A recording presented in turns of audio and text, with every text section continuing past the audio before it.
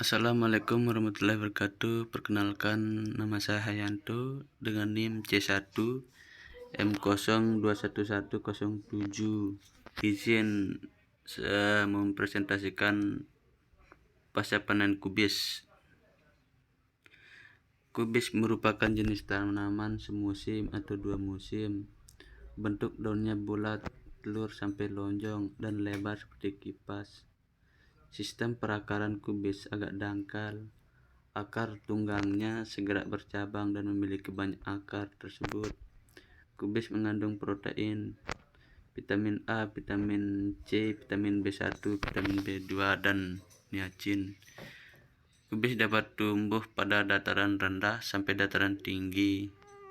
Pada umumnya, kubis ditanam di daerah yang berhawa sejuk di dataran tinggi antara 800 sampai 100 mdpl dan bertipe iklim basah.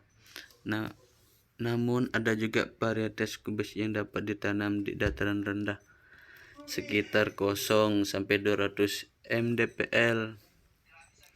Pertumbuhan optimum didapatkan pada tanah yang banyak mengandung humus, gembus, porus, pH tanah antara 6 sampai 7. Waktu tanam yang baik pada awal musim hujan atau akhir musim kemarau. Namun kubis dapat ditanam sepanjang tahun dengan pemeliharaan lebih intensif. Pemanenan dilakukan setelah tanaman kubis memiliki ciri-ciri sebagai berikut. Crop daunnya besar, berisi penuh dan padat.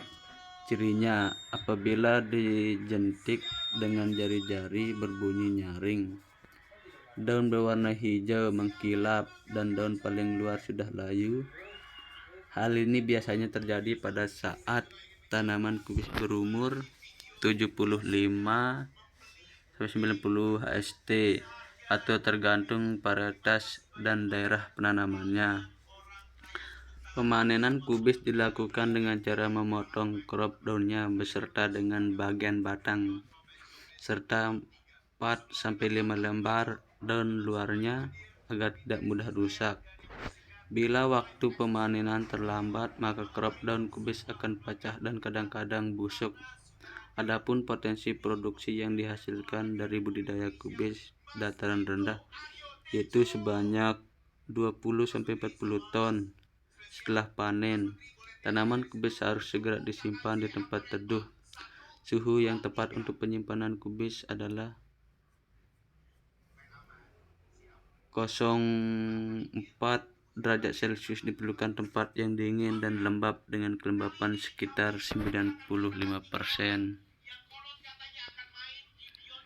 Pasca panen kubis, hal yang diperhatikan dalam melakukan pasca panen kubis adalah sebagai berikut. Indeks kemasakan kubis dilihat dari kepala atau mahkota yang mulai mengeras dan padat. Sedangkan pada kubis muda dapat dilihat dari ruang antar daun yang lebih longgar.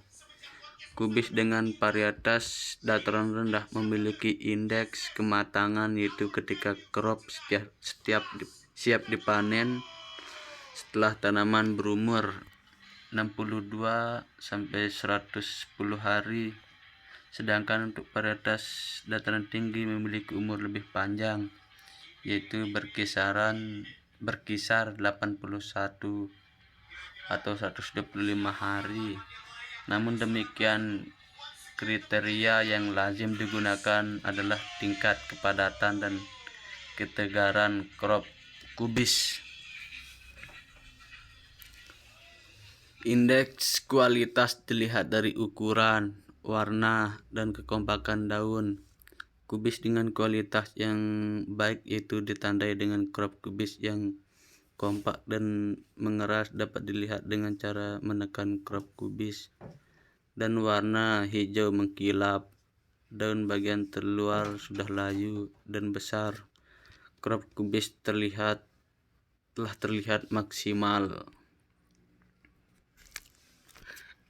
Kelembapan optimum penyimpanan kubis yaitu pada kelembapan relatif 98-100%. Namun kubis yang ditunjukkan untuk penyimpanan jangka panjang sangat dianjurkan untuk melakukan penyimpanan dengan controlled atmosfer untuk menghasilkan kubis dengan kualitas terbaik dan dapat meningkatkan harga jual kubis. Penyimpanan kubis dengan CA dilakukan pada kelembapan relatif 95-98% dengan produksi oksigen 3-5% dan CO02 5-7%.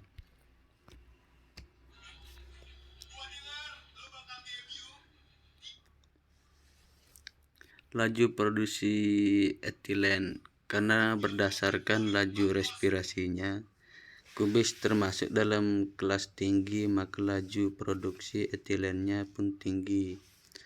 Hal ini disebabkan karena etilen dapat meningkatkan kegiatan enzim katalase, proksidase, dan amilase dalam buah.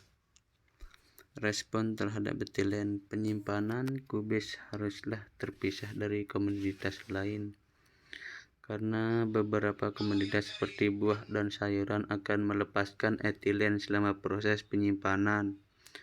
Hal tersebut memicu kubis untuk lebih cepat mengalami proses kerusakan. Selain itu, etilen juga memacu kubis untuk menghasilkan asam absisat yang membuat lapisan-lapisan daunnya terkelupas. Baik, sekian dari saya. Assalamualaikum warahmatullahi wabarakatuh.